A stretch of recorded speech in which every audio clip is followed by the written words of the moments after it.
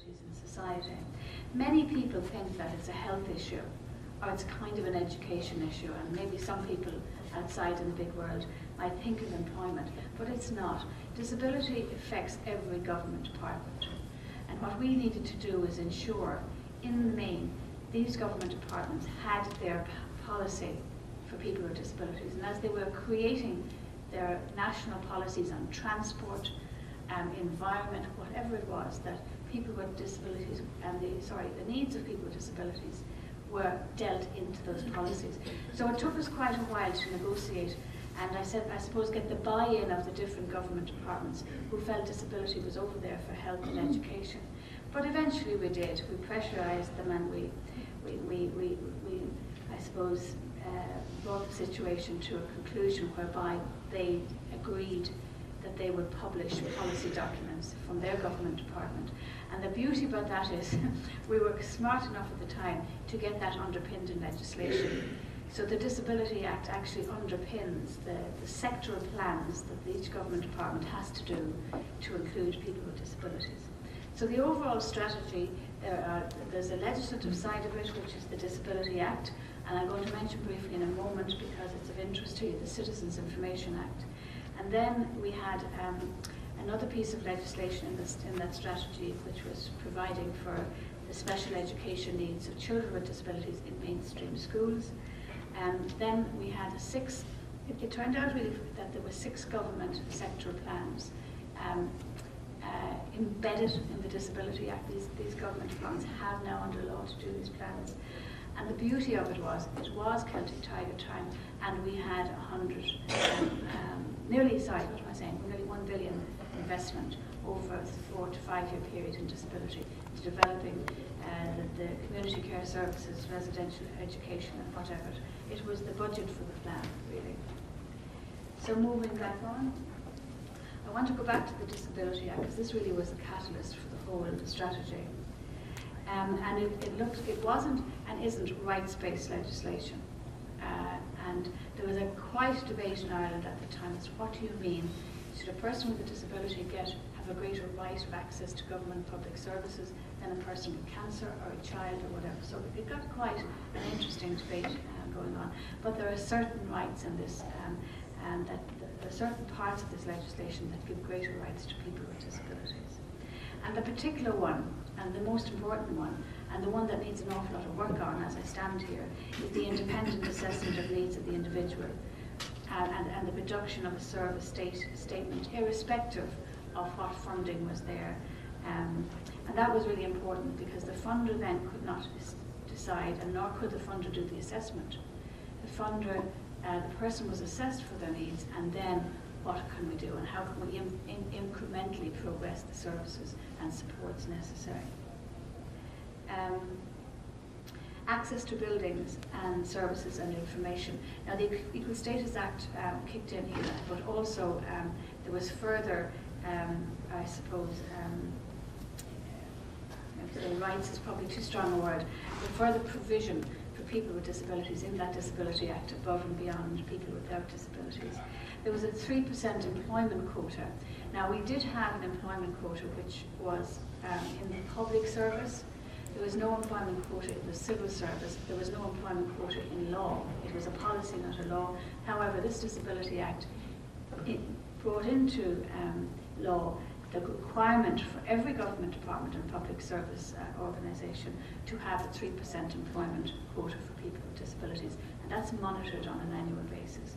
And then, particularly, I suppose, another move from the European Union, but we needed to have a Centre for Excellence in Universal Design in Ireland. We were going to locate that in Ireland, and we provided for the establishment of that under law in the Disability Act. And then moving on, if I may, to the next slide. I told you about the Citizens Information Act, but this was really important for us. I don't know how your legislators work here, but very often a miscellaneous bill can come into play that brings in a lot of little things that they don't particularly want to have a big primary piece of legislation. This whole issue of information to citizens needed to be reviewed, and it was a really good time for us to campaign and lobby that advocacy services for people with disabilities should be cited within that legislation. So that legislation has been brought in. It provided for the introduction of a personal advocacy service for people with disabilities who would otherwise have difficulty in getting access to those services, and remember, to their families as well. We wanted to ensure, because even though there was still a little tiger purring there, we wanted to ensure that the resources were focused on the people that needed them most. So we wanted the Act to provide for those who are most at risk. Now, this Act is an Act, in Ireland, a bill that goes through the door and the Parliament becomes an Act. But the enactment date is very important, the commencement date of that Act. And it's not in its totality. It certainly has commenced in some parts of the Act, but we're still waiting. And unfortunately, the recession has hit us as well. But there's a big campaign in place now for a national advocacy service, and funding has been provided to establish it.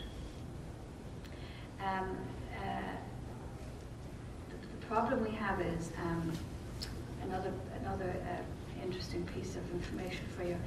We have a situation in Ireland in relation to legal competency or legal capacity. And what's going through our Parliament at the moment is a legislation to provide for this. We have not yet signed up to the UN we've ratified, but not yet signed fully up to the UN Convention on the Rights of People with Disabilities. For the very simple reason we are missing the legal capacity legislation. And we believe in Ireland, if we're signing it, we need to be fully able to implement it. Quite a few countries actually who've signed it, and we wonder what they have signed. But certainly, from our perspective, in Ireland, we wanted to ensure it was done, and that signature will happen. The full signature will happen once this bill is passed. But what I mean by that is, a person with an intellectual disability is either a ward of court or makes their own decisions. So we do not have a gradual decision-making process related to the capacity of the individual to do that. So they're either right on their own or they're made a ward of court where they have no decisions. Now, in Ireland, we do things the Irish way, and we ignore the fact that there is a question mark, and we have been for years, a question mark over the rights of people, legal rights of people with disabilities to make their own decisions at a level that they're confident and safe to do so. So we have just allowed that to happen. But by law, it's in relation to marriage, in relation to opening a bank and signing a consent form for operation. These are all really grey areas in our country at the moment, unless you've been made a ward of court and then your guardian has full rights authority over you. So we need to bring that into perspective and have a sort of guardianship structure whereby the person with the disability can make the decisions that they feel comfortable of and they've assessed to be comfortable doing. They're not making major financial transactions and buying homes, but they are looking after their day-to-day finances. It is that sort of spectrum of stuff that needs to be established, but it's on its way. I don't know, Paul, what's here, but certainly we needed to establish and sort that out. So the problem has been identified, moving on, and hopefully in the next month or two that will be enacted. So moving to our next slide. In relation to stakeholder participation, I think we get a big little mark here for excellence, because it has been good. It has not been easy. In relation to the disability sector, we're not always good at listening to each other. We're really good at just talking to each other and rarely good at bringing other people into the room. But we don't listen an awful lot, and we certainly have very strong views. And sometimes they prevent us from interacting with each other the way we should. And I'm talking about all organisations here in disability. This whole stakeholders participation put it up to all of us to get on with it, sit down, find out what you need to do and get on with it, because that's what the state and other bodies were saying.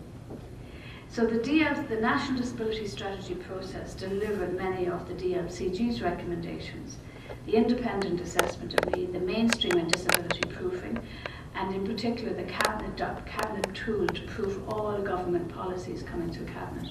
We now have a disability proofing tool in cabinet, so when they bring something in to the Prime Minister or the ministers for decision, it has to go through what is this, how does this impact on people with disabilities.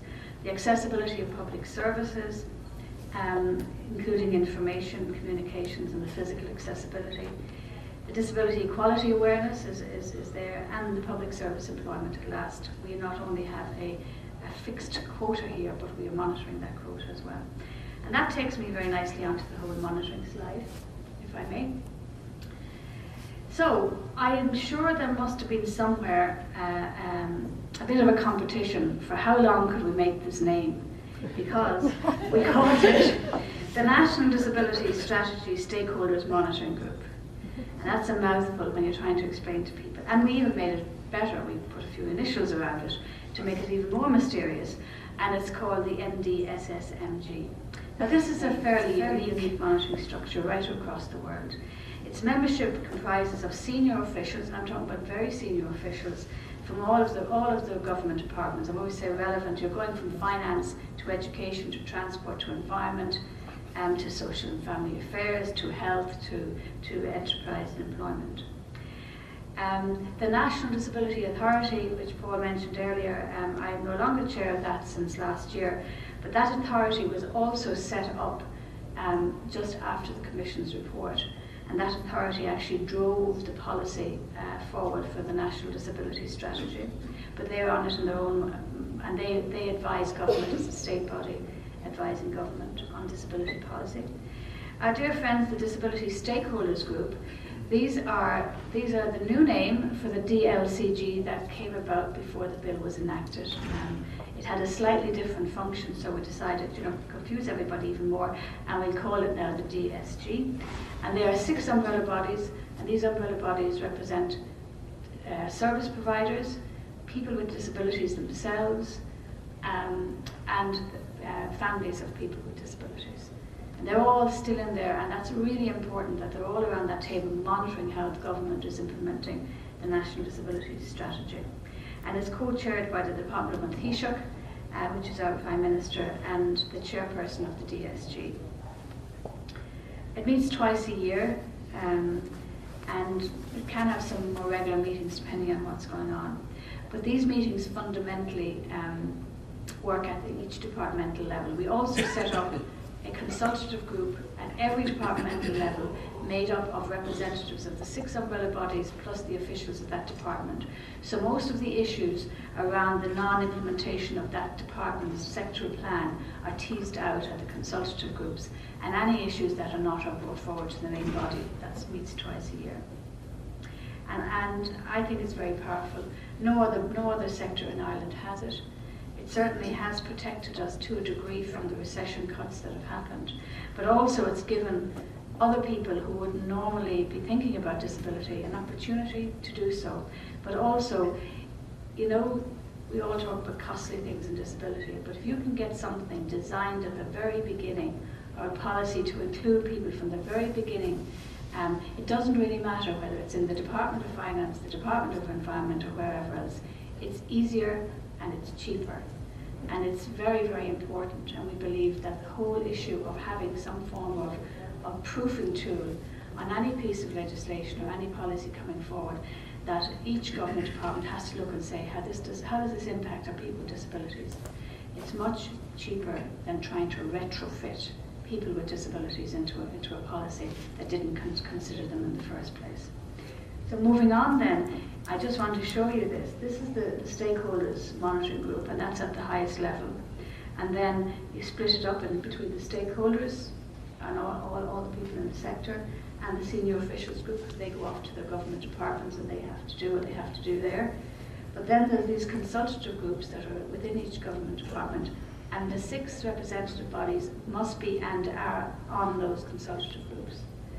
And then the different government departments there. So moving on then in relation to funding.